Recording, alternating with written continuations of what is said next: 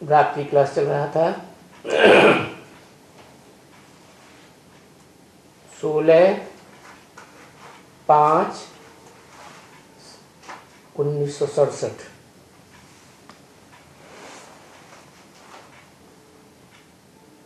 पहले पेज की मध्यांत के आदि में बात चल रही थी।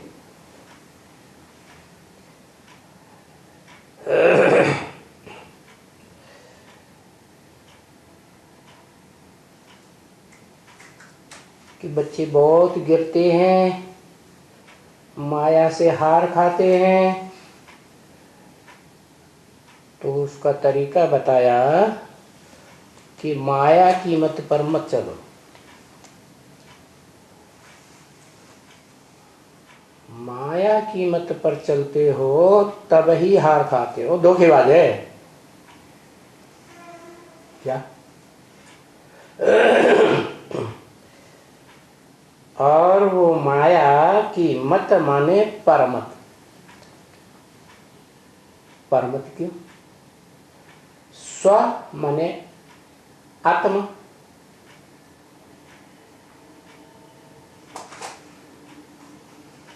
स्वधर्म, आत्मा का धर्म। स्वधर्मे निधनम सेय परधर्मो भयावह। जो आत्मा का धर्म है, मना आत्मा के बाप ने जो धर्म स्थापन किया,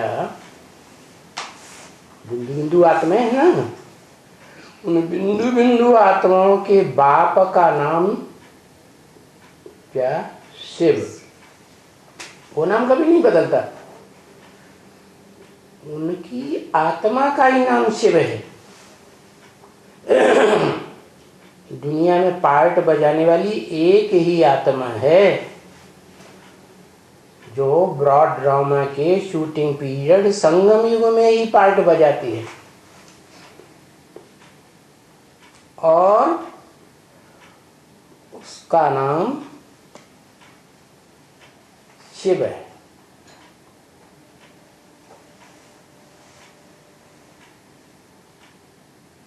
साकार शरीरधारी में प्रवेश करती है तो भी तीसरे नेत्र के रूप में सदा शिव कही जाती है। क्या कहते हैं उसको? सदा कल्याणकारी। माने बाकी दो नेत्र हैं वो कल्याणकारी नहीं है उतने सदा के लिए, लेकिन वो तीसरा नेत्र जो शिव की यादगार है वो सदा शिव। कैसा दिखाते हैं? खड़ा नेत्र। सृष्टि रूपी रंगमंच पर पार्ट बजाने आता है तो अलर्ट होके खड़ा रहता है। क्या ऐसे नहीं पड़ जाए, सो जाए, आराम करे, दरकार ही नहीं। आराम करने की तो उनको दरकार होती है जिनको देह होती है। देह थकती है। आत्मिक स्थिति में थकान थोड़ी होती है। जैसे ब्रह्मवाक्य की मुरली में है, तुम आत्मिक स्थिति में रह करके आबू से लेकर के माउंट आबू तक चढ़ते ही चले जाओ, चढ़ते ही चले जाओ पैदल, तुम थकोगे नहीं। तो क्यों नहीं थकोगे? हैं? क्योंकि आत्मिक स्थिति में रह करके चढ़ने का काम किया ना। तो ऐसे ही जो शिव है उसके थकने की बात नहीं।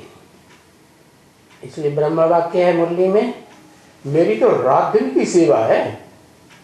क्या तुम बच्चों की तरह, तुम जो आत्मा रूपी बच्चे हो ना, भोगी, मैं तो अभोक्ता हूं। मेरे को सोने की दरकार नहीं। हाँ ये है कि तुम बच्चों को भी नंबरवार अपने जैसा बनाता हूं, जब तुम संपन्न आत्मिक स्थिति में टिक जाएंगे तो तुम भी निद्राजीत बन जाएंगे, फिर तुम भी रात दिन सेवा करेंगे। इसलिए गीता में जिस अर्जुन के शरीर रूपी रथ में प्रवेश किया उसका नाम क्या रखा? गुडाकेश। क्या? गुडाक माने निद्रा, ईश माने स्वामी, निद्रा का स्वामी। तुम्हारे मतलब की बात है। क्या कहा है? तो बोता क्या बोला कि एक अर्जुन की बात नहीं है, ये जो 108 रुद्रमाला के मणके गाए जाते हैं आत्मिक स्थिति की यादगार में रहने वाले, वो सब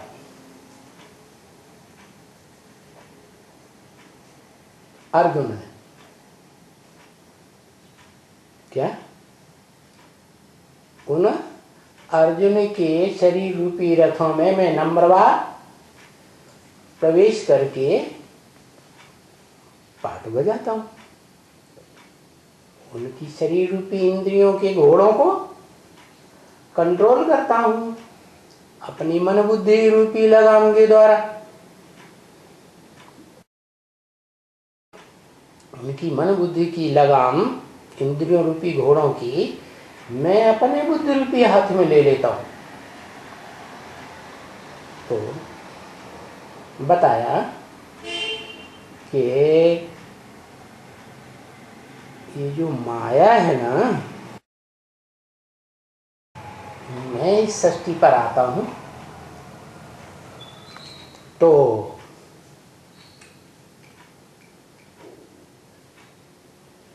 इस सृष्टि पर आने पर ये माया भी काम करती है और प्रकृति भी काम करती है। मैं जिस धाम का रहवासी हूं वहां न प्रकृति है, 5 तत्वों का संघार, और न ये माया रूपिणी।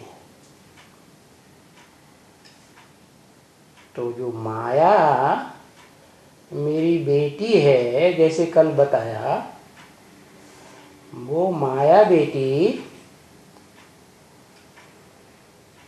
अपनी मत चलाती है, लेकिन उसके झांसे में नहीं है ना। माया बेटी की मत पर चल पड़े तो अच्छी तरह से तुमको गुथ लेगी।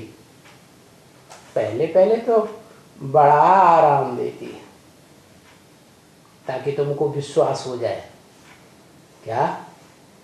और बाद में अच्छी तरह से रगड़ेगी, बहुत दुख देगी। इसलिए क्या तरीका बताया कि माया से हार न खाओ? क्या बताया? माया की मत पर न चलो। माया की मत माने परमत। ये क्या बात है? पर तो देह को कहा जाता है। क्या? 5 जड़ तत्वों से बनी हुई जो देह है संघात, ये प्रकृति है आत्मा की। क्या? तो ये प्रकृति जो जड़त्व में ही है वो पर है। माया कैसे पर हो गई है? इस तरह पर हो गई कि जो बड़ी पावरफुल प्रकृति है। क्या? कब बनती है पावरफुल? स्वर्ग में पावरफुल बनती है कि नरक की दुनिया में पावरफुल बनती है? नर माने मनुष्यों की दुनिया में। मनुष्य उन्हें कहा जाता है जो अपने चंचल मन के कंट्रोल में रहते हैं।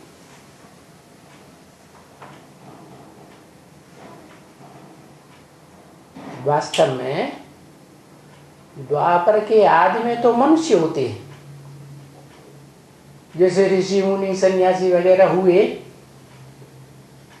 जिन्होंने मनन चिंतन मंथन करके बड़े बड़े शास्त्र लिखे, उनमें सच्चाई भी थी। तो मनन चिंतनशील थे ना, तो मन उनका उस समय सात्विक होता है। दुनिया की हर चीज पहले सात्विक, फिर सत्व प्रधान, फिर रजो प्रधान, फिर अति दुखदायी तमो प्रधान बन जाती है। कोई भी चीज ले लो इस दुनिया की, चाहे चैतन्य प्राणियों को ले लो कोई को, और चाहे जड़ वस्तुओं को ले लो, सबका यही हाल है। तो वो जो नर रूप में जो ऋषि मुनि होते थे भारत के, वो भी विदेश में नहीं, विदेशों में तो जो आत्माएं आकर के रूप धारण करती हैं, पहले धर्म पिताएं, फिर उनके फॉलोअर्स, वो तो द्वापर युग के आदि से ही दैत्य समझो। क्या क्या दिति माता की संतान दैत्य। ये दिति माता कौन है?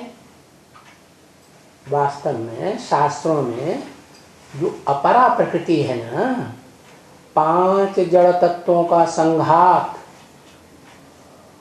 वो ही दिति है, जो देहभान को छोड़ ही नहीं पाती। क्या वो अपरा प्रकृति रूपी माता भगवान के संसर्ग संपर्क में भी रहे और सबसे जास्ती लंबे समय तक रहे, तो भी देहभान को नहीं छोड़ पाती। क्यों? उसके अंदर स्वभाव संस्कार ऐसा मुदा हुआ है। क्या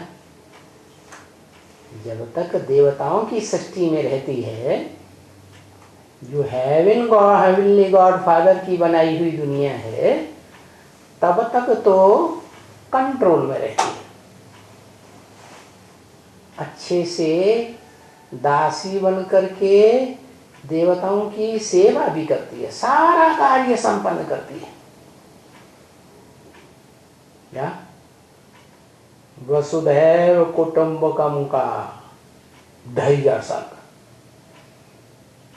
उसके बाद अगला जो 2500 वर्ष का मनुष्यों का बनाया हुआ संसार आता है, जैसे इब्राहिम, बुद्ध, क्राइस्ट, गुरु नानक, ये धर्म पिताएं आते हैं ना, तो ये मन को कंट्रोल नहीं कर पाते हैं कभी, पूरा करते भी हैं तो नंबरवार करते हैं, और मन को कंट्रोल करना तो सिवाय परमपिता परमात्मा शिव के कोई सिखाता ही नहीं। और वो तो आता ही है कलयुग के अंत, सतयुग के आदि के पुरुषोत्तम संगम युग पर आता है। तो नंबरवार आत्माएं पुरुषार्थ करती है। उनमें जो अव्वल नंबर है, वो तो हीरो पार्टधारी मूर्तिमान शंकर आदम एटम कहा जाता है। बाकी जो आत्माएं हैं वो निराकारी स्टेज 100% पकड़ ही नहीं पाती। क्यों? कारण क्या? कारण है कि जो त्रिकालदर्शी अखूट ज्ञान का भंडार शिव जन्म मरण के चक्र से न्यारा रहने के कारण अखूट भंडारी है ज्ञान का, सच्चाई का, सत्य का। वो सप्तधामवासी इस सृष्टि पर आकर के जब सत्य, सच्चाई अर्थात ज्ञान का पढ़ाई पढ़ाता है तो उसका जो बड़ा बच्चा है बिंदु बिंदु आत्माओं के बीच, कौन? आदम, सृष्टि, मनुष्य सृष्टि का हीरो पार्टधारी, वो संपूर्ण ज्ञान का वर्षा ले लेता है। बड़ा बच्चा है ना, तो बड़ा बच्चे को सुप्रीम सोल बाप ज्ञान देते हैं कि तुम देह नहीं हो, आत्मा हो, और तुम ज्योति बिंदु आत्मा।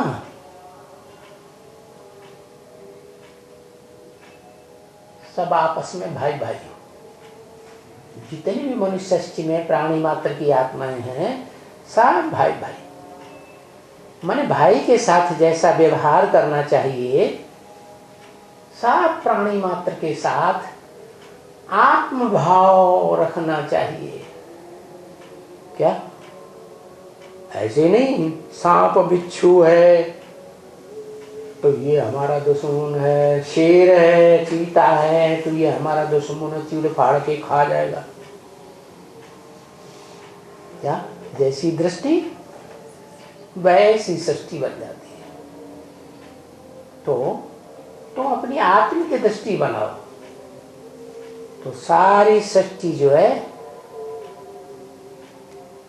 परमपिता परमात्मा शिव की आत्मा रूपी भाई भाई दिखाई देगी। तो उस अव्वल नंबर ज्ञान की स्टेज में पुरुषार्थ करते करते वो मनुष्य सृष्टि का हीरो पार्टधारी आत्मा आदम एडम है, पूरा ज्ञान धारण करती है। और जितना ज्ञान का विस्तार धारण कर लेती है उतना ही ज्यादा सार में टिक करके संपन्न बन जाती। सार माने ज्योति बिंदु, निरंतर ज्योति बिंदु की स्टेज। क्या? कर्म करते भी कर्मेंद्रियों से, ज्योति बिंदु की स्टेज। आत्मा की स्मृति टूटती नहीं।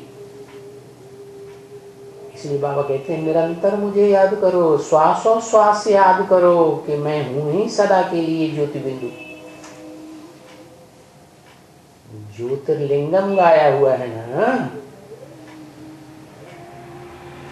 तो बाप आकर बताते हैं कि मेरे अंदर भी जो स्वभाव है, स्व माने आत्मा का भाव, यही मेरी प्रकृति है। मेरी प्रकृति आत्म भाव परा प्रकृति है। मैं परमधामवासी हूं तो मैं आत्मिक स्थिति में ही स्थित रहता हूं, परंतु वहां तो आत्माएं सब जड़वत होती है। हाँ, इस सृष्टि पर जब आता हूं तो मेरे अंदर तलक पैदा होती है। क्या क्या तलक पैदा होती है? कि जैसे कोई बच्चा नौजवान बनता है तो जवानी की स्टेज आने पर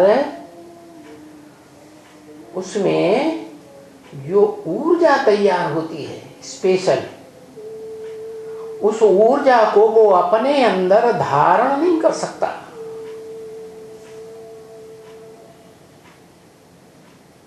उसे तलब होती है ना कि उस ऊर्जा को मैं किसी को दान करूं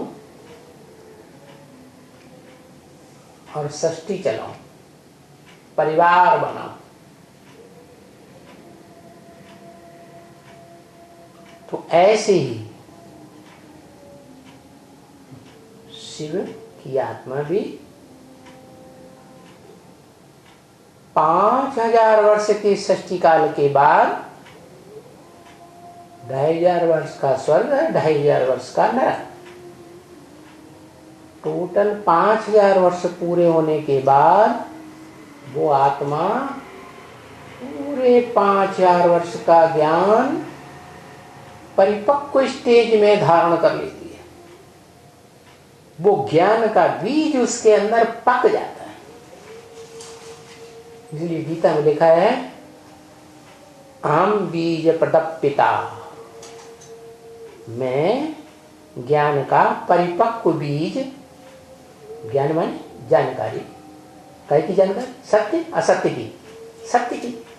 तो इसे मनुष्य सृष्टि रूपी ड्रामा के 5000 वर्ष की सच्ची जानकारी माने ज्ञान का बीज जब परिपक्व हो जाता है तो मैं इस सृष्टि पर आता हूं और मेरी जो आत्मिक स्थिति में रहने की जो परा प्रकृति है, स्वभाव संस्कार है ना, उसको मैं स्थिर कर देता हूं इस सृष्टि में। नहीं तो इस सृष्टि में सदा काल के लिए कोई भी मनुष्य आत्मा ऐसी नहीं है, कोई भी प्राणी मात्र की, जिसकी आत्मा स्थिर रह सके। समझा? शक्ति क्षीण होती रहती है। लेकिन मैं क्या करता हूं?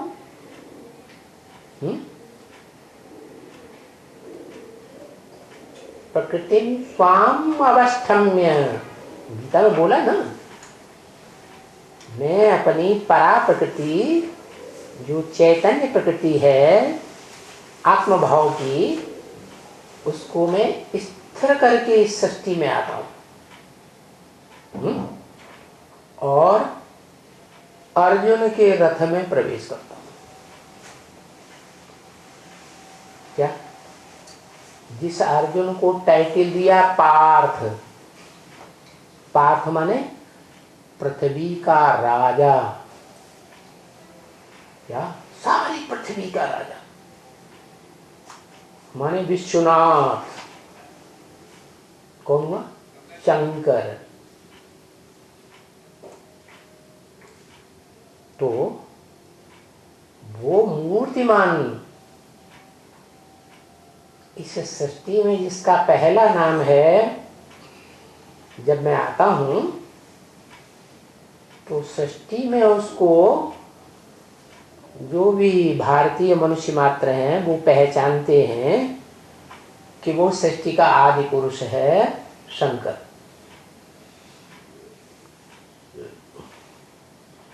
उसका जन्म भी नहीं दिखाते, उसकी मृत्यु भी नहीं दिखाते, माते वही एक शरीरधारी है जो अजन्मा है, गर्भ से जन्म नहीं लेता। और सृष्टि रूपी रंगमंच पर पूरा 5000 वर्ष शरीर से पार्ट बजाता है, परंतु अंतर क्या पड़ता है? एकदम कलयुग के अंत में, प्रलयांत काल में, महाविनाश में इसका शरीर एकदम तामसी बन जाता है। पिछले अनेक जन्मों में अनेक धर्म की मनुष्य आत्माओं के संग के रंग में आकर के कैसा बन जाता? तामसी। माने आत्मा भी पत्थराई जाती है। रूपी जो प्रकृति है ना, 5 तत्वों से बनी हुई, अनेकों के संग में आते आते जैसे प्रकृति पत्थर बुद्धि, ऐसे ये भी पत्थर है। तो इसके इस पत्थर बुद्धि शरीर को मैं कंट्रोल करता हूं, प्रवेश कर जाता हूं, माने रथ में प्रवेश करता हूं। क्या इस रथ की जो इंद्रियां हैं, इंद्रियों रूपी घोड़े हैं, उनको कंट्रोल करता हूं। उन इंद्रियों रूपी घोड़ों की लगाम को अपने हाथ में लेता हूं, बुद्धि रूपी लगाम को। मन बुद्धि होती है ना आत्मा की। तो जब अपनी चैतन्य प्रकृति आत्मा को अवस्थम्य, प्रकृतिम स्वाम अवस्थम्य, गीता में बोला ना, तो ऐसे करके मैं इस सृष्टि में आता हूं और अर्जुन के रथ में, जो अव्वल नंबर अर्जुन है, अर्जन करने वाला ज्ञान का, ज्ञान धन अर्जन करता है ना, जितना जो ज्ञान धन अर्जन करता है उतना जन्म जन्मांतर का भाग्यशाली बनता है। तो सद्भाग्य का अर्जन करने वाला अर्जुन में प्रवेश करके उसकी इंद्रियों को कंट्रोल करता हूं।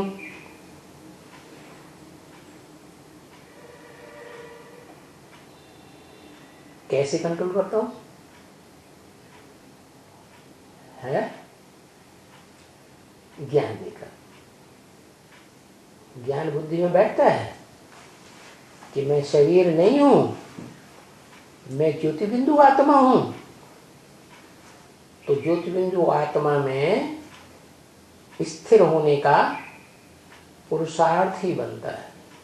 घड़ी घड़ी आत्मिक स्थिति में रहने का प्रैक्टिस, जैसे गीता में कहा है।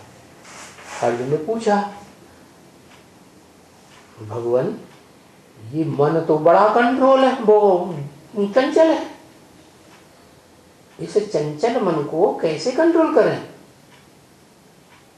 तो बताया, अभ्यासेन तो कौन्तेय वैराग्येण च गृह्यते। हे कुंती माता के पुत्र, क्या क्या करो? अभ्यास करो, बार बार प्रैक्टिस करो। अंग्रेज लोग कहते हैं ना, practice makes a man perfect है। तो तुम जितना अभ्यास करोगे आत्मिक स्थिति का कि मैं ज्योति बिंदु आत्मा हूं, घड़ी घड़ी अभ्यास करो, श्वास और श्वास अभ्यास करो, तो तुम्हारा अभ्यास पक्का हो जाएगा। समय तो लगता ही है, जम दे जाम दे तो होता नहीं। हथेली पर आम उगाया जा सकता है क्या? नहीं।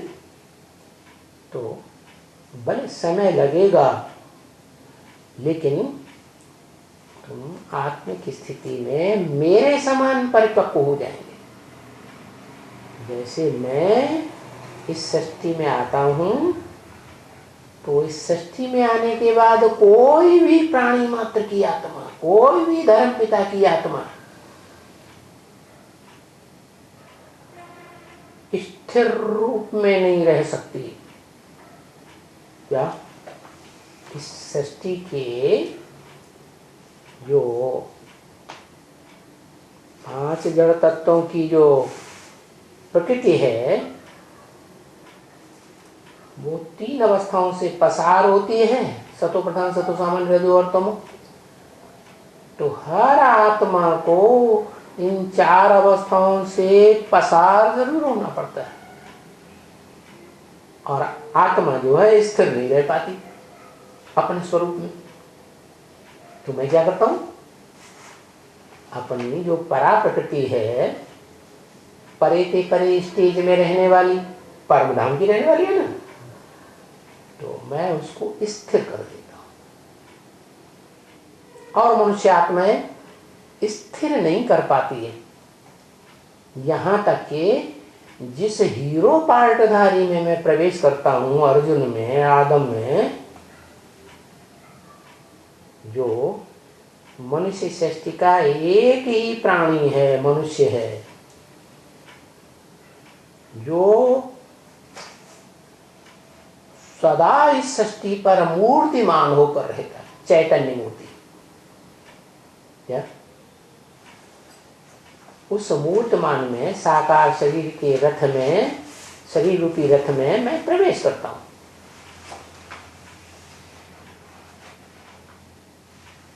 तो जिसमें प्रवेश करता हूं, आत्मा तो है ना, बड़ी पत्थर बुद्धि बन गई। तो आत्मा जो है उसकी, वो भी इस सृष्टि में क्या है, परा प्रकृति है। परे ते परे स्टेज में रहने वाली है। आत्मिक स्टेज में पहले परमधाम में पहुंचती है, परमधाम की स्टेज। और उसकी दूसरी प्रकृति है थोड़ी नीची किस्म की, वो है देह की प्रकृति, 5 तत्वों का संघात।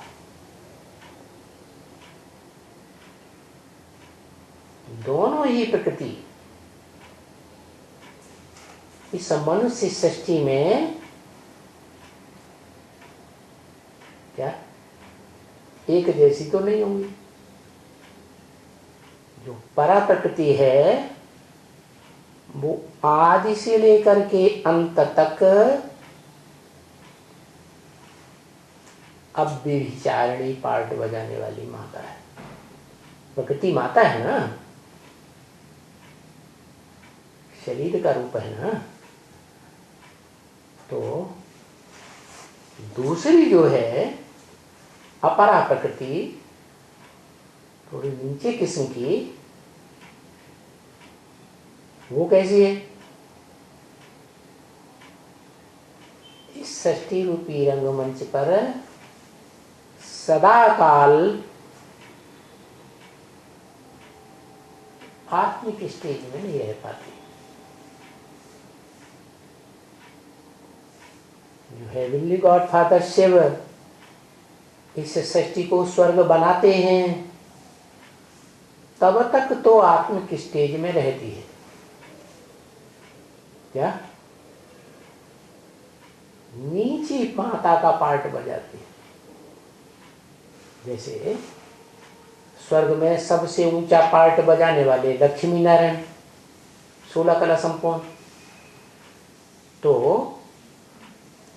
वो जो लक्ष्मी है वो तो नारायण की क्या हो गई, महागौरी का पार्ट बजाने वाली परा प्रकृति हो गई। लेकिन उस लक्ष्मी से जो बच्चे की पैदाइश रचना की होती है, सतयुग की आदि में, जो शास्त्रों में पीपल के पत्ते पर कृष्ण दिखाया जाता है, वो कृष्ण की रचना होती है, पैदाइश होती है। तो उस बच्चे को संभालने का काम वो प्रकृति करती है। क्या क्या कहा, पैदा करने वाली माता अलग, और उसकी सेवा शुश्रूषा पालना करने वाली ये माता अलग। जैसे आज भी दुनिया में होता है, राज परिवारों में होता रहा। हिस्ट्री उठा के देख लो राजाओं की, एक जन्म देने वाली माता, दूसरी दाई माँ।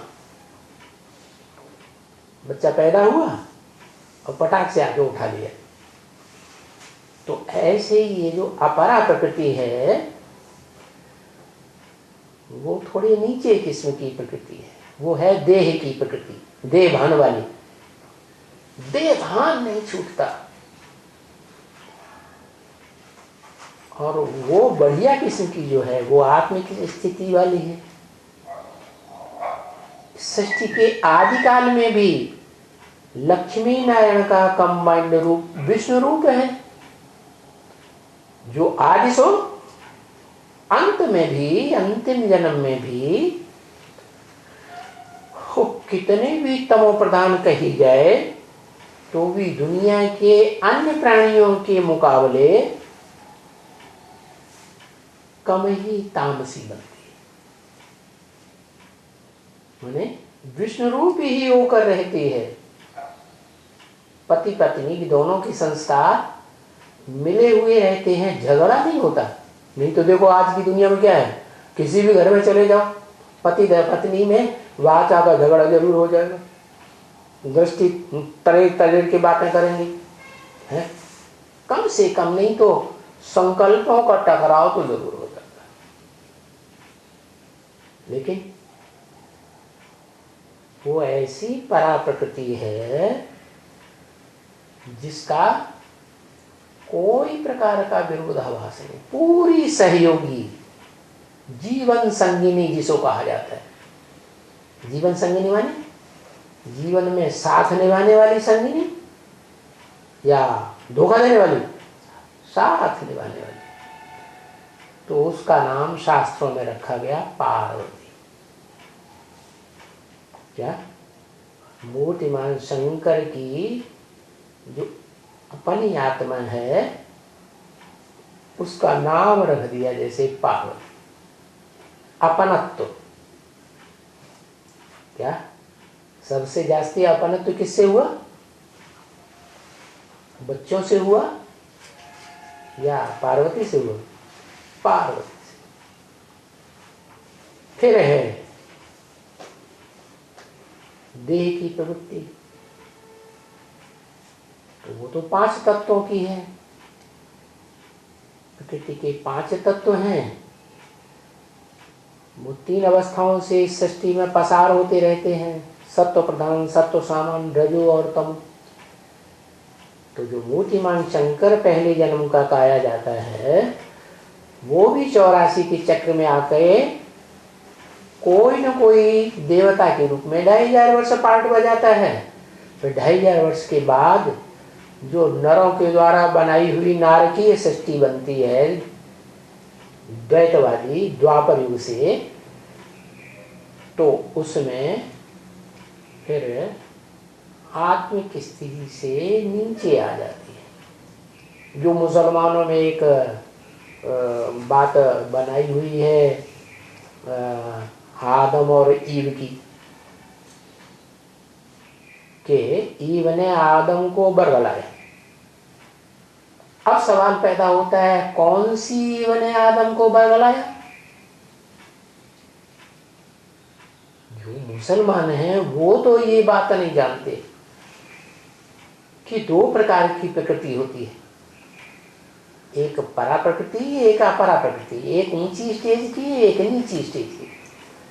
तो वो तो देवभान में रहने वाले हैं, वो अपरा प्रकृति को ही ईव नाम दे देते हैं। आदम और ईव, और वो ईव जो है जड़त्वमयी बुद्धि वाली होती है ना। अगर चैतन्य बुद्धि होती तो नारायणी का पद पाती, नारायणी का तो पद नहीं पाती। वो तो दासी बनकर के स्वर्ग में देवताओं की सेवा करती है। देवताओं को तो कोई आयास उठाना नहीं पड़ता है। तो द्वैतवादी द्वापर युग में आते आते अंतिम जन्म, हम वो त्रेता के अंतिम जन्म में वो आत्मा माया बेटी से प्रभावित हो जाती है। कल बताया था कौन माया बेटी? जो इब्राहिम की आत्मा आती है उसके पीछे पीछे फॉलो करती हुई जो दूसरी आत्मा आती है ना, वो कोई में तो प्रवेश करेगी, है? जैसे इब्राहिम की आत्मा सेकंड नारायण में प्रवेश करती है, दूसरी पीढ़ी का सतयुग का नारायण, ऐसे ही वो जो धर्म पिता दूसरा आता है, पहला नंबर द्वैतवादी दुनिया बनाने वाला, उसके पीछे पीछे जो आत्मा आती है वो भी किसी में तो प्रवेश करती होगी है? तो जिसमें प्रवेश करती है वो कल बताया था है ही बेटी।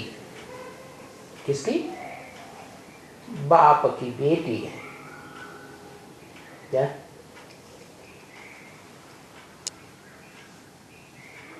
बेटी बन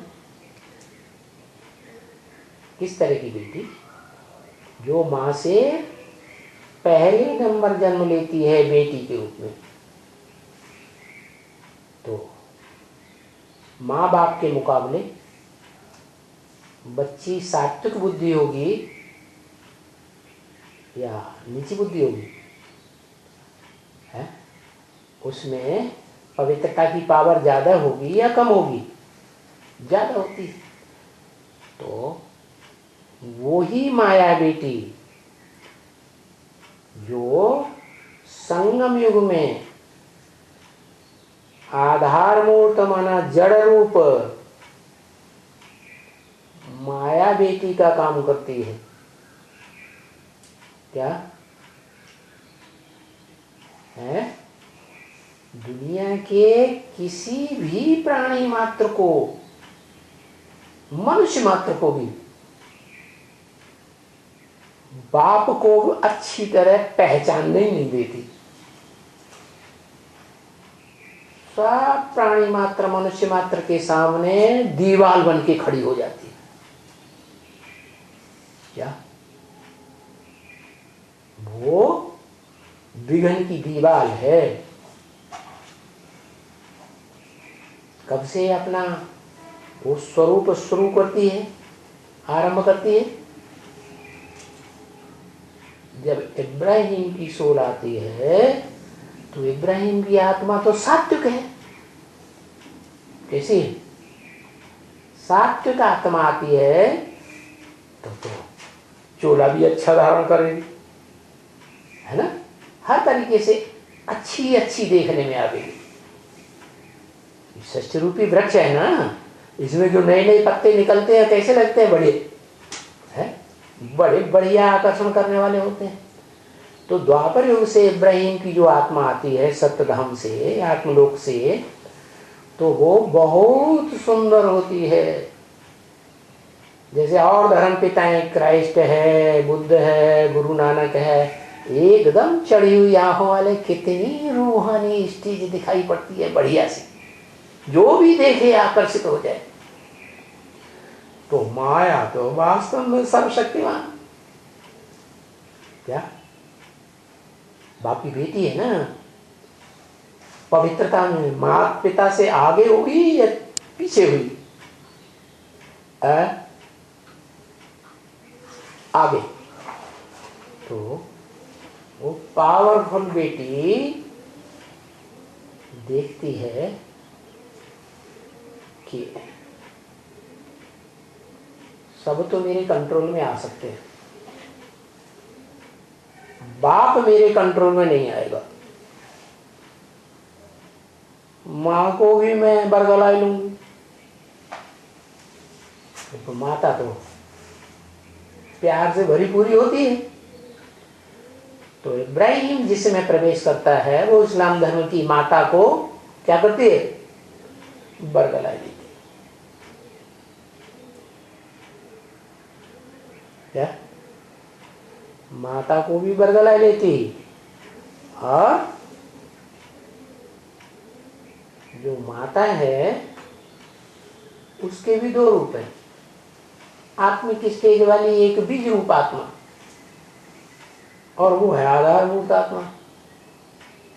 तो जो बीज रूप आत्मा वाली है और आधारभूत आत्मा वाली है, दोनों का मेल हो जाता है। जैसे आत्मा रूपी बीज और शरीर रूपी वृक्ष, दोनों का मेल होता है ना, तभी तो काम होता है। तो ऐसे ही उन माताओं को, जो इस्लाम धर्म की माताएं हैं, आधार मूर्त हैं, चाहे बीज रूप में है चाहे आधार मूर्त में है, वो माया बेटी अपने कंट्रोल में लेती है। क्या? किसको कंट्रोल में लेती है? हाँ, इब्राहिम की जो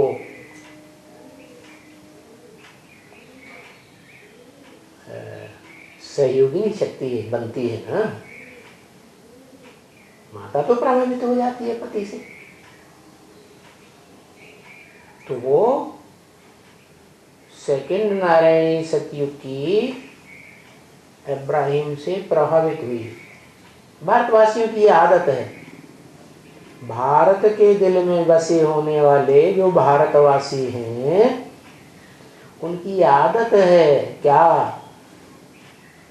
कोई की भी सुनी सुनाई बातों से प्रभावित हो जाते हैं। द्वैतवादी द्वापर युग से तो वो माया बेटी भी प्रभावित हुई इब्राहिम से, माँ भी प्रभावित होती है, और जो उनकी भी माँ है, क्या, जिसमें परम पिता शिव प्रवेश करते हैं मूर्तिमान जगत पिता में, उनकी भी दो प्रकार की प्रकृति है, अपरा और परा। तो वो प्रकृति भी जो है वो ही जड़त्वमयी, और जो इब्राहिम की बेटी है वो तो तीक्ष्ण बुद्धि वाली, पवित्रता से भरपूर है, वो आत्मा जो उसमें प्रवेश करती है तो माँ को कंट्रोल में ले लेती है। ये भारत की माताएं बड़े आराम से कंट्रोल्ड हो जाती है। तो अब पर प्रकृति को कहें या माया को कहें,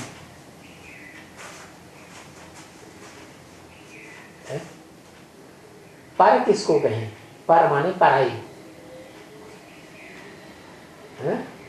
लिखो लिखो,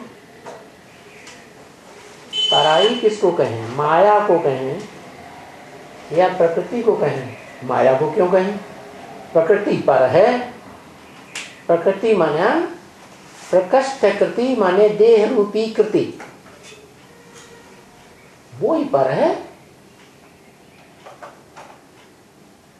माया क्यों पर है? देह पर है। इस शरीर में दो ही चीजें तो हैं, आत्मा और पांच तत्वों का संघात शरीर, जिसे देह की प्रकृति कही जाती है। तो जड़त्व रूप जो प्रकृति है वो पर होना चाहिए, परंतु वो माता है। क्या है? माता है। माता के मुकाबले बेटी ज्यादा पवित्रता की पावर वाली होती है या माता ज्यादा पवित्रता वाली होती है? ये तो आत्माएं स्वर्ग से जन्म लेते लेते नीचे उतरी है ना, तो आत्माएं कमजोर बनती है कि नहीं सुख भोगते भोगते? तो वो प्रकृति जो है, मूल प्रकृति हो और चाहे बाद वाली प्रकृति हो, अन्य प्राणी मात्र की जो नारायण बनते हैं, वो सब भारतवासी है दिन से ही। इसलिए वो बेटी के बरगलाने में आ जाते हैं, बातों में आ जाते हैं। तो माया बेटी ने बरगलाने की पावर है न कि प्रकृति में, माया बेटी। तो पर कौन हुई वास्तव में? पर प्रकृति हुई या प्रकृति रूपिणी माता को बरगलाने वाली हुई? पर कौन हुई? ज्यादा पर माने दुश्मन, पराया, जो हमारा नुकसान कर दे। कौन हुई? माया हुई। क्यों? क्योंकि माया बुद्धि में तीक्ष्ण है, माता इतनी तीक्ष्ण नहीं है, जड़त्वमयी है बुद्धि की, है ना? है तो ये बताया कि माया से हार नहीं खाना चाहिए, है? ये जो पर है माया, वो माया पर से अगर हार खाई तो ऐसे नहीं समझना कि हमने देवभान से हार खाई। देवभान की मूर्ति है प्रकृति, और जड़त्वमयी होने के कारण उसकी जड़त्वमयी बुद्धि को कवर कर लेती है, कंट्रोल कर लेती है माया बेटी। तो वैसे माया की मत पर न चलो। यानी मत देने वाली कौन है? माता है, प्रकृति रूपी माता, या माया है? माया। ये परमत है। परमत अर्थात भूतों की मत। क्या? पंचभूत, पृथ्वी, जलवायु, अग्नि, आकाश, है, ये भी पर हैं। और इनको चलाने वाले जो विकार हैं वो भी पर हैं। तो ये सब भूतों की मत पर चलते हैं। तो वो किसके बच्चे हुए? किसको सपोर्ट करने वाले? माता को या पिता को? हा? किसको सपोर्ट करने वाले? मां अम्बा को। क्या? चाहे वो माया हो, क्योंकि मायापति भी कहा जाता है भगवान को, और प्रकृतिपति भी भगवान को कहा जाता है। क्या कहा? भगवान को पति कहा जाता है ना, पतियों का पति भगवान।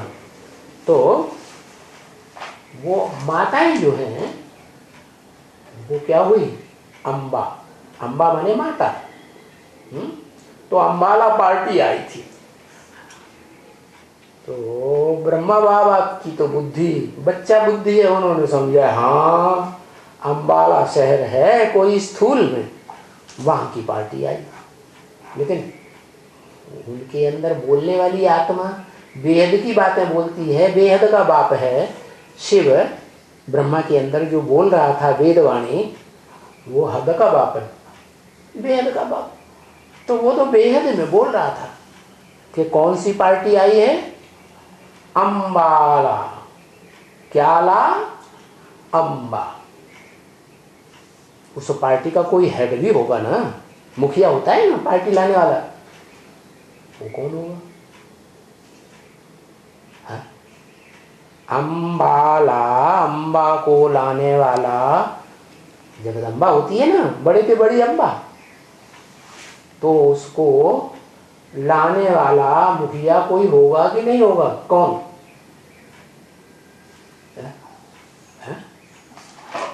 लखो लखो लखो।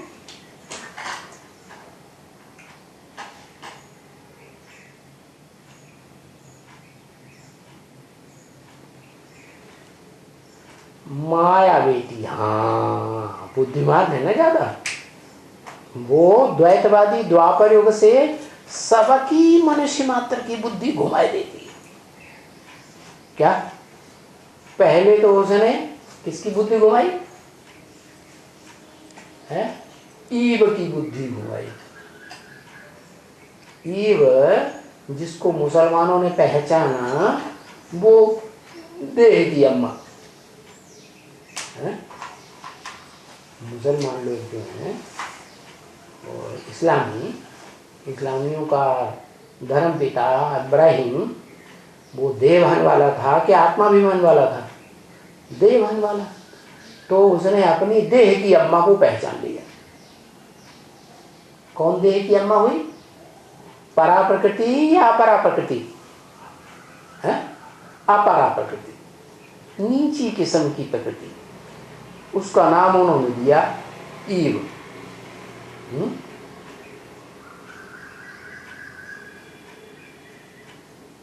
तो ईव को माया ने बरगलाया, अपनी मुट्ठी में कर लिया, और ईव ने अपने पति आदम को बरगलाया। क्या बरगलाया? जो इस्लामियों का धर्म है मुख्य, देह का धर्म, क्या वो भी भ्रष्ट इंद्रियों का धर्म। भ्रष्ट इंद्रियों में जो मुख्य इंद्रियां हैं, कौन सी? काम इंद्रिय। काम इंद्रिय से सृष्टि चलती है और कोई रास्ता नहीं है, उनकी बुद्धि में बैठा हुआ है। उन्होंने तो स्वर्ग देखा ही नहीं। क्या? स्वर्ग तो उन्होंने देखा ही नहीं, जो स्वस्थिति से पैदा होता है। और देवताएं भी स्वस्थिति आत्म की स्थिति में रहने वाले होते हैं। ज्योति बिंदु की याद रहती है, देह की उन्हें याद ही नहीं रहती। तो वो जानते हैं। तो माया ने ईव को ये बात सिखाई, क्या? कि जो भ्रष्ट इंद्रियां हैं ना, ये बॉडी है ना, शरीर रूपी बॉडी, इस बॉडी के बीच का फल, ये जो अंग है ना, इसका सुख लो। तो बस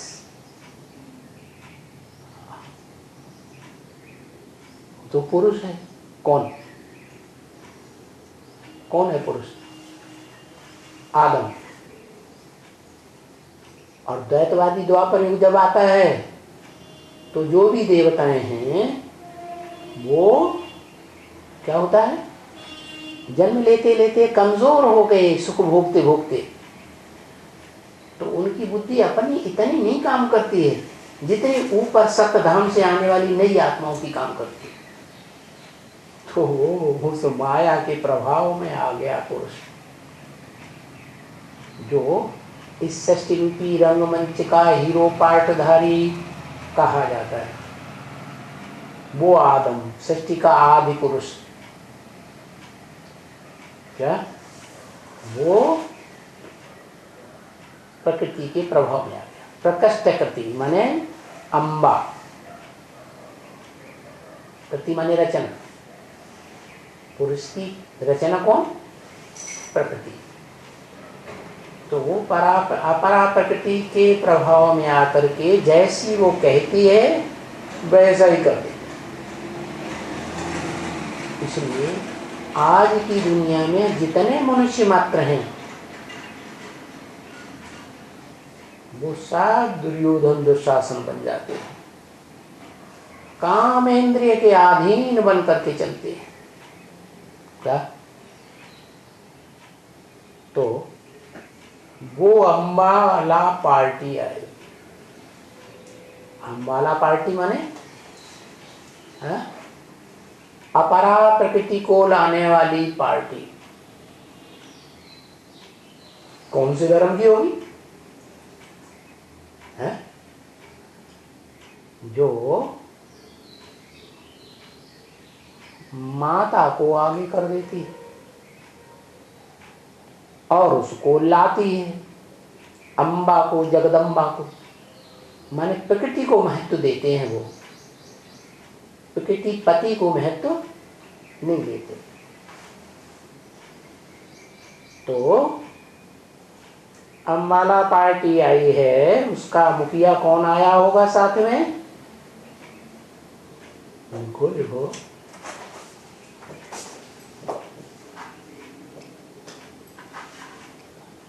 अम्बाला पार्टी का मुखिया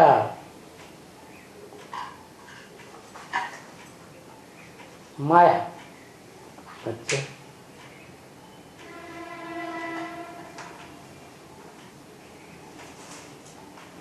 अम्बा को मानने वाला।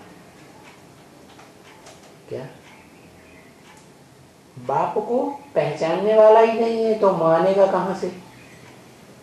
जैसे सेकंड नारायण होता है, नारायणी होती है सेकंड सत्युग की, वो पूरा ज्ञान नहीं उठाती तो कम कला की रह जाती है, और कम कला की रह जाती है तो नीची कुरी का ब्राह्मण बनती है।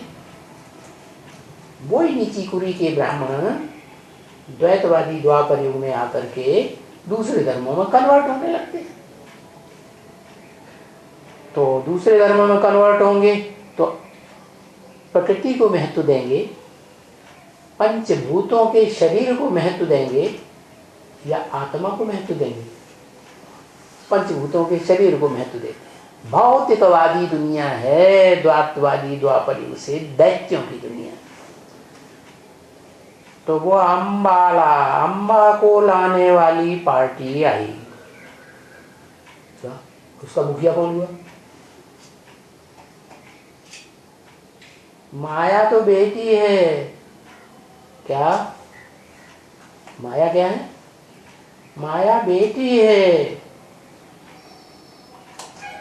तो वास्तव में माया बेटी है। चलो माया ही सही, बेटी ही सही, उसका कोई कंट्रोलर होगा या नहीं होगा? है? कौन? जगदम्बा है। जगत की अम्बा का भी कोई कंट्रोलर होगा या नहीं होगा? कृष्ण बच्चा कहां से कंट्रोलर हो गया? बाप कौन?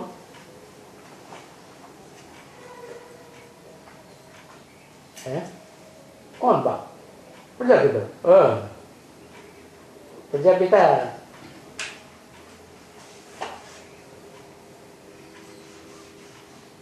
प्रजापिता कौन सी बेटी को जन्म देता है? हाँ, बड़ी बेटी कौन सी है प्रजापिता की?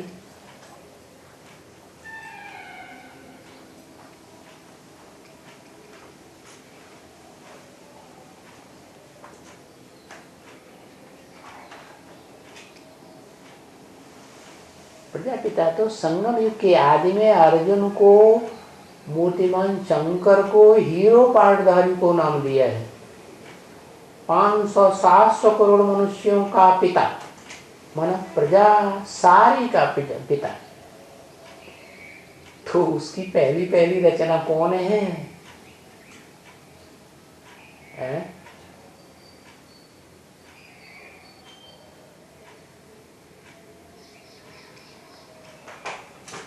जो रचना पहले नहीं थी। प्रजापिता पत्थर बुद्धि का नाम है कि चैतन्य बुद्धि का नाम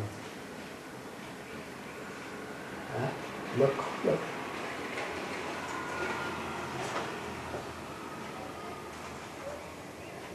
पत्थर बुद्धि का नाम है प्रजापिता, क्योंकि प्रजा सारी पत्थर बुद्धि। कलयुग के अंत में 500-700 करोड़, तो प्रजापिता भी पत्थर बुद्धि। तो शिव बाप आते हैं तो पहले किसकी रचना होती है? प्रजापिता से।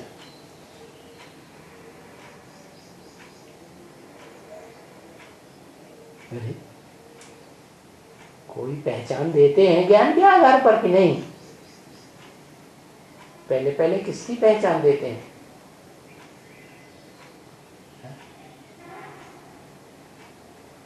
अरे आत्मा की पहचान देते हैं। अरे राम राम राम राम। शिव बाप आते हैं तो किसकी पहचान देते हैं? अपनी पहचान देते हैं कि बच्चे को अपनी की पहचान देते हैं? बच्चे को अपनी पहचान देते हैं। तुम शरीर नहीं हो, 5 जड़ तत्वों का पुतला नहीं हो, तुम क्या हो? आत्मा। तो वो जड़ तत्व का जो पुतला है वो परा प्रकृति का उसको ज्ञान हो गया। स्वभाव जिसे कहते हैं, स्वभाव, अपना भाव यानी उस देहधारी को ये ज्ञान पहले पैदा होता है कि मैं पत्थर बुद्धि शरीर नहीं हूं, मैं आत्मा हूं। क्या हूं? आत्मा। तो ये परा प्रकृति हो गई, आत्मिक स्टेज वाली, परे के परे स्टेज में रहने वाली।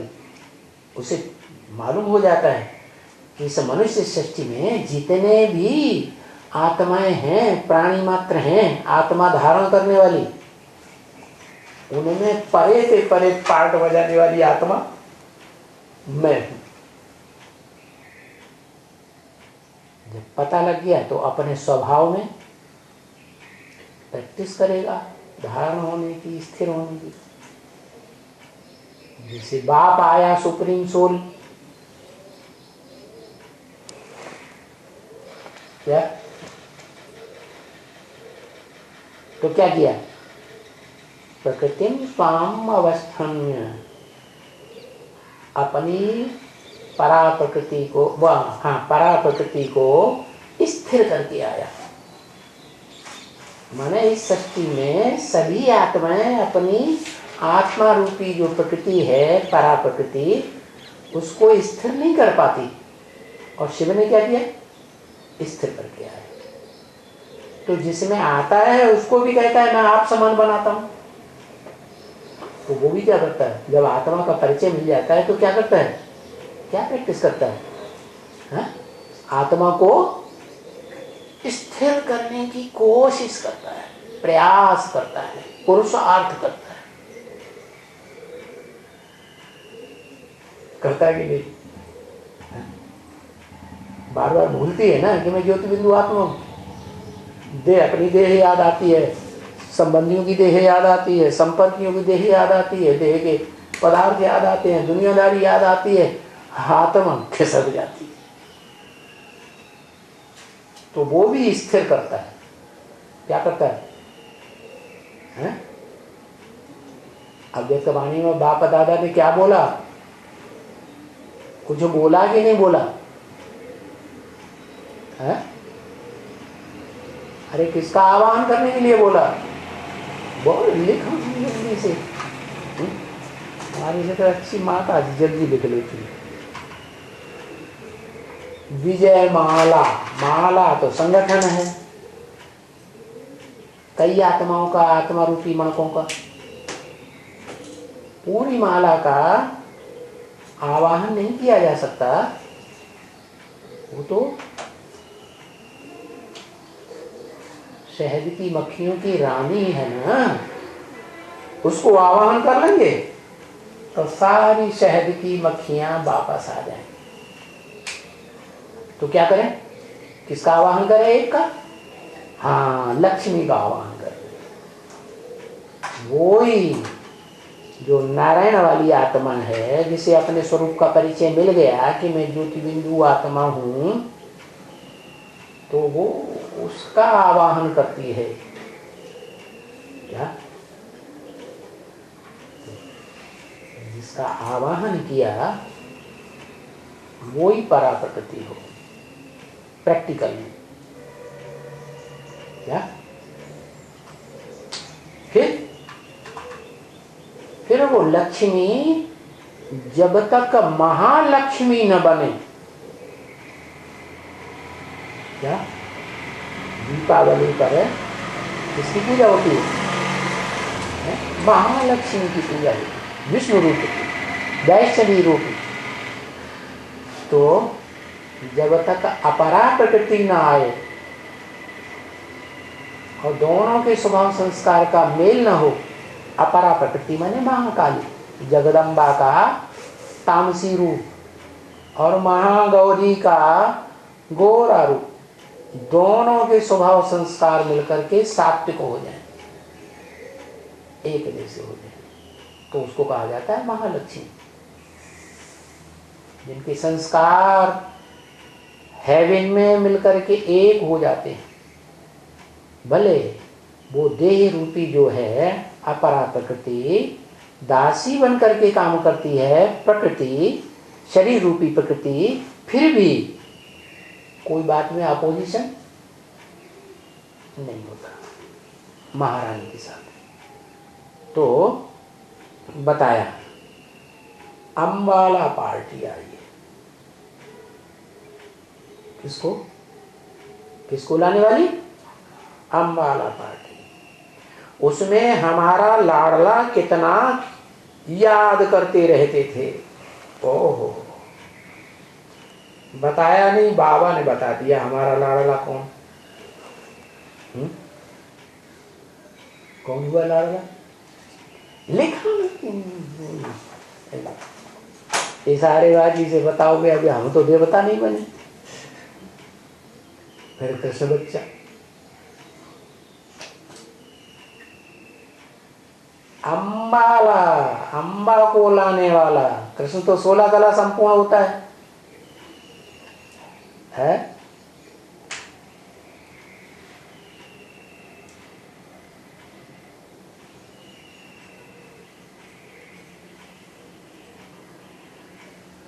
माया उसकी बेटी है कि अम्बा है?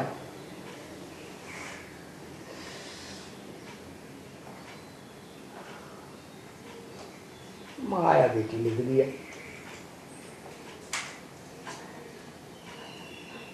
फिर संगम युगी कृष्ण।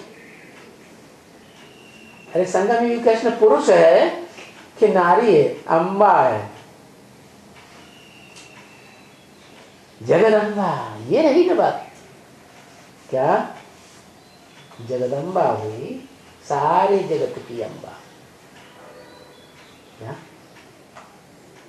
सारा जगत है ब्रह्मा की औलाद। किसकी औलाद? ब्रह्मा। लेकिन बाबा पूछते हैं ब्रह्मा का बाप कौन? तो कोई होगा कि नहीं है? ब्रह्मा ने ब्रह्मा के बाप को नहीं पहचाना। दादा लेखराज ने भले पहचाना ना हो, छोटा बच्चा होता है, बच्चा बुद्धि ब्रह्मा था या नहीं? तो बच्चा बुद्धि ने अम्मा को तो पहचाना कि नहीं पहचाना? है? पहचाना। इसीलिए अभी लास्ट संदेश में क्या बोला है? क्या बोला?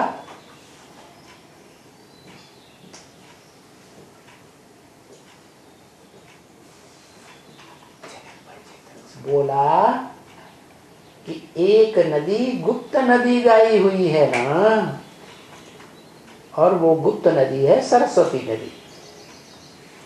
क्या? वो ही सरस्वती नदी जो गंगा और यमुना के बीच में बहने वाली है।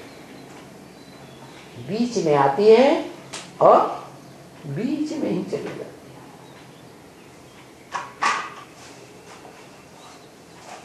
जैसे ओम राधे सरस्वती बोला, ब्राह्मण ने बोला ना, तो बीच में आई और बीच में चली गई। लेकिन उसकी भी कोई अम्मा थी ना ब्राह्मणों की दुनिया की हिस्ट्री में? नहीं थी। कौन थी? है? कौन थी?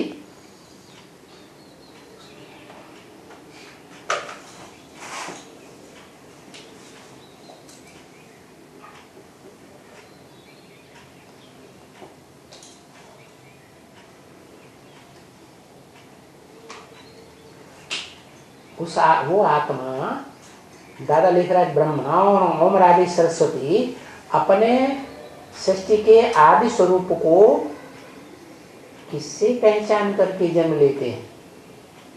हाँ, जिसका नाम राधा बच्ची दिया गया। राधा बच्ची माने जो एक ही है, राधा महारानी कही जाती है, लक्ष्मी। क्या? राम को धारण करने वाली। तो वो तो आत्मा है। अकेली आत्मा से सृष्टि में काम चलता है क्या? नहीं। तो साकार भी चाहिए। तो साकार माता कौन थी?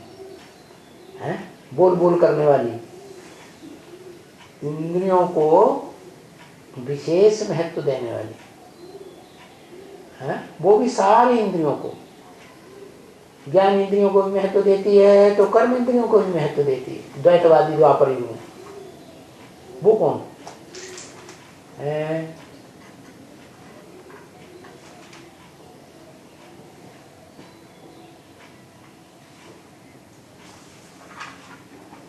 अपरा प्रकृति जगदम्बा। दादा लेखराज ब्रह्मा का बाप है कोई, भले नहीं पहचाना नहीं, लेकिन है तो कोई ना, तो अम्मा भी तो कोई होगी। जो बाप है वो भी दो का मेल है। परम धाम से आई हुई माता वो पिता, परम पिता, और जिसमें प्रवेश करता है वो माता। दो का मेल है कि नहीं? कौन? बाप। ऐसे ही माता भी दो का मेल है। क्या? परा प्रकृति चैतन्य आत्मा और अपरा प्रकृति साकार शरीरधारी 5 तत्वों का संघार प्रकृति। तो बताया अंबाला पार्टी आई है तो उसमें जो पार्टी लाने वाला मुखिया है वो हमारा लाडला कितना याद करते थे। क्या? कौन हुआ लाडला? जल्दी करो, लिखो। शिव बाप दादा लेखराज ब्रह्मा के तन में बोल रहे हैं? वो बोल रहे हैं हमारा लाडला कौन? बोलने वाले का लाडला कौन? बाप लाडला हो गया। लाडला बच्चा होता है क्या? बाप लाडला होता है? तुम्हारी शंकर लाडला हो गया।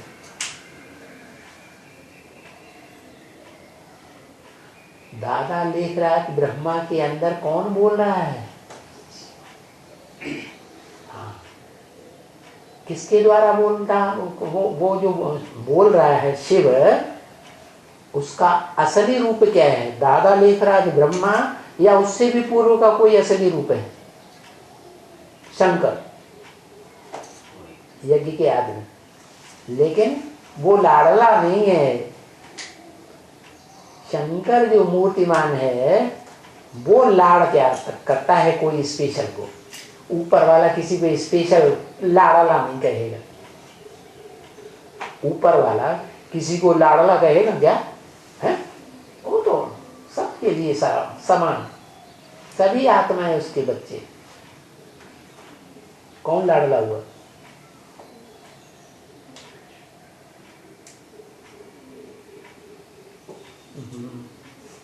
फिर वही कृष्ण। अरे संगम युग का नाम लो ना, सतयुग में पहुंच जाते।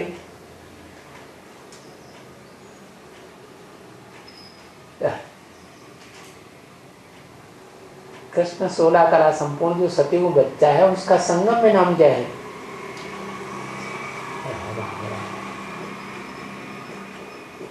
ब्रह्मा। तो ब्रह्मा लाडला बच्चा हुआ, उसमें हमारा लाडला कितना याद करते रहते थे। हैं? किसको है? लाडला बच्चा किसको याद करते थे? बाप को या अम्मा को? है? अम्बा को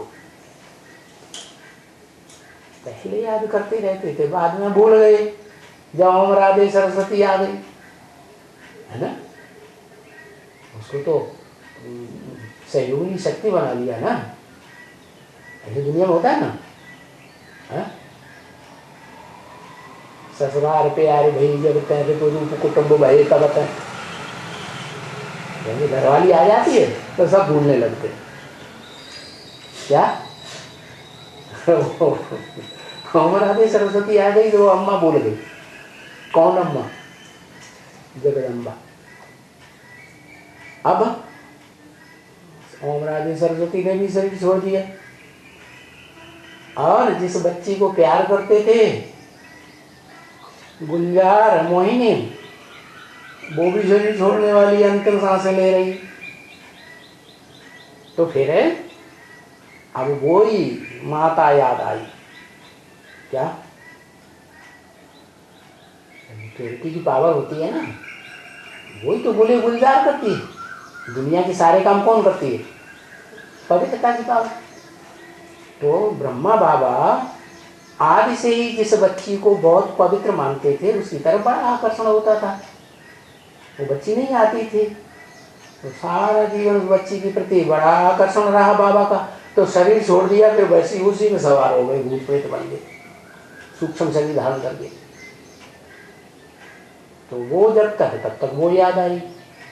अब वो भी जाने वाली, तो क्या गए, नया रथ याद आने लगा। वो ही जगदम्बा दोबारा जन्म लेकर के ब्राह्मणों की दुनिया में आती है, और ब्राह्मणों की दुनिया में पुरुषार्थ करके वो जगदम्बा का पाठधारी बन जाती। तो वो अम्बा याद आई। किसमें प्रवेश करना है? जगदम्बा महाकाली में मस्तक में कौन दिखाया जाता है? चंद्रमा दिखाते। तो वो याद आ, उस शरीर रूपी रथ में बाबा को प्रवेश करना। तो बता दिया उस अंतिम संदेश में, क्या ये गुप्त नदी है ना, इसको गुप्त रखना है रथ को। क्या संसार में प्रत्यक्ष नहीं होना, क्योंकि ब्रह्मा बाबा तो बच्चों के प्रभाव में आकर के, धरणी माताएं जो है ना यज्ञ में, ब्राह्मणियां, उनके प्रभाव में आकर के वो तो ये समझते हैं कि ये जो एडवांस पार्टी है ना, कोई डुप्लीकेट पार्टी है। वो अपने को भगवान साबित करते हैं। वास्तव में डुप्लीकेट पार्टी जो है वो डुप्लीकेट पार्टी है, और हमने सूक्ष्म शरीर धारण किया है सूक्ष्म वतन में, हम एडवांस पार्टी है। जैसे सब ब्रह्मा कुमार कुमारियां मानते हैं, क्या मानते हैं? सूक्ष्म शरीरधारियों की एडवांस पार्टी है, या कोई साकार सृष्टि पर कोई परिवार हैं जो एडवांस पार्टी है?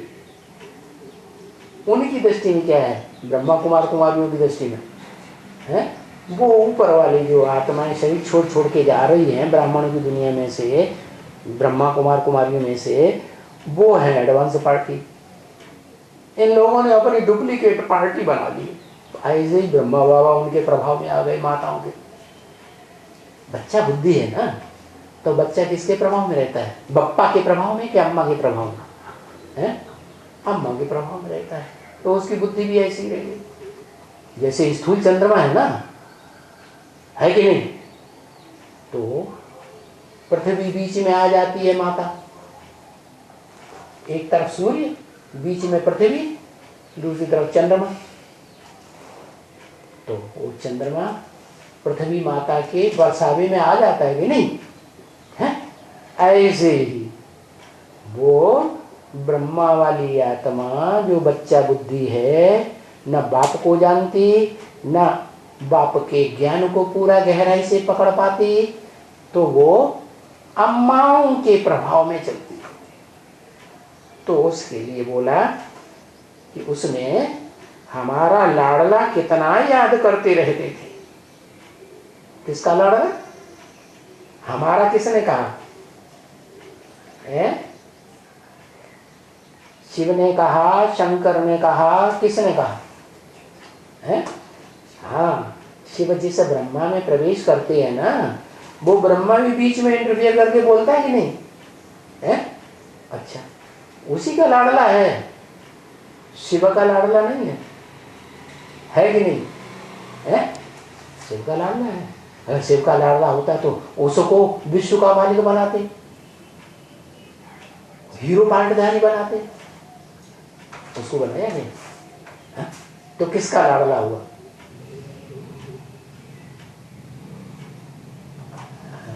मूर्तिमान शंकर का लाडला हुआ या शिव आत्मा का लाडला हुआ? बिल्कुल है?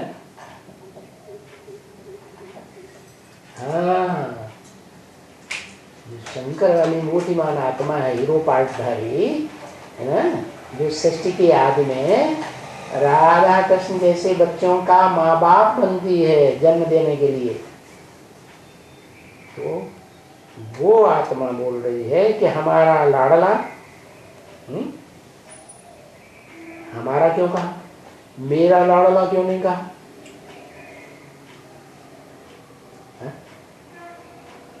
नहीं, वो बच्चा जब तक नहीं समझेगा तब तक कोई की पढ़ाई पूरी नहीं होगी। इसलिए शिव ने भी कहा, शंकर के द्वारा मुख से शंकर वाली आत्मा ने भी कहा, शिव ने भी कहा, हम दोनों का लाडला बच्चा वो है। उसके लिए सारी पढ़ाई रुकी हुई है, पूरा एग्जाम रुका हुआ है। अच्छा, ओम शांति।